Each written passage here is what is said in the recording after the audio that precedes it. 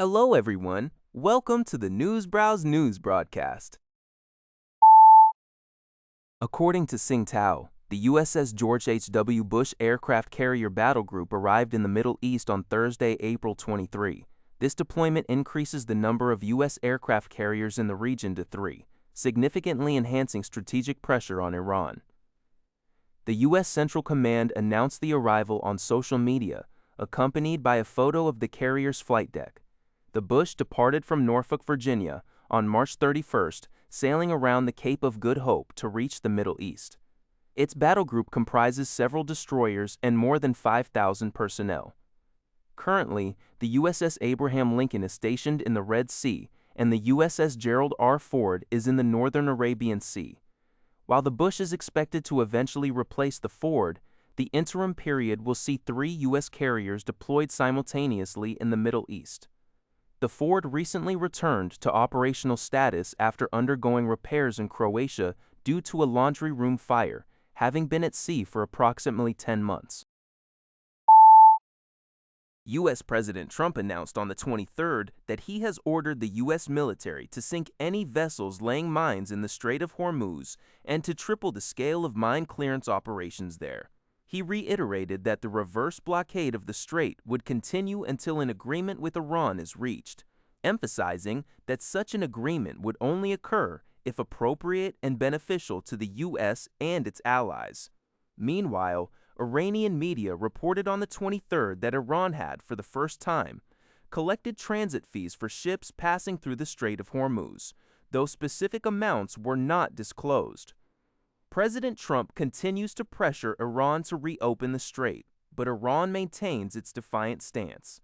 Iranian President Pezeshkian stated on social media that the unwavering unity of the nation and its loyalty to the supreme leader will make the aggressors regret their actions, signaling a strong deterrent to the U.S.-Japan's Chief Cabinet Secretary Minoru Kihara, stated that ensuring free and safe navigation in the Strait of Hormuz is crucial, pledging continued maximum efforts in cooperation with the international community to allow all nations' vessels to pass freely and safely. Rite les NBA. The Asahi Shimbun reports that Hong Kong's accounting regulator has imposed a HK Blindalinus $166 million fine and compensation on PwC, one of the world's largest accounting firms, for its audit work related to the collapsed Chinese property developer Evergrande. The regulator found that Evergrande's annual revenue and profits for 2019 and 2020 were substantially overstated due to premature recognition of property sales, amounting to an overstatement of approximately 564 billion yuan. Esta uadisipt edo winna. In addition to the financial penalty, PwC faces a 6-month ban from taking on new clients in Hong Kong, and 2 former partners were publicly reprimanded and each fined £500,000 for misconduct. While PwC did not admit liability, it agreed to set aside $1 billion for compensating Evergrande's minority shareholders. This action follows a similar fine of 441 million yuan, 62 winda, and a 6-month ban imposed by mainland Chinese authorities in 2024 for false audit conclusions and serious defects. PwC Hong Kong acknowledged that its work fell well below our high expectations. Evergrande, once a titan in China's property sector, defaulted in 2021, leading to a significant liquidity crisis that continues to impact China's broader economic growth. Its founder, Hui Ka-yen, recently pleaded guilty to fraud and bribery charges. According to Link Azalbao, Iran's foreign ministry stated that the U.S.-Iran talks held earlier this month in Islamabad, Pakistan, marked a fundamental departure from previous negotiations. Unlike past discussions that occurred during peacetime and focused primarily on the Iranian nuclear issue, these recent talks took place amidst a temporary ceasefire.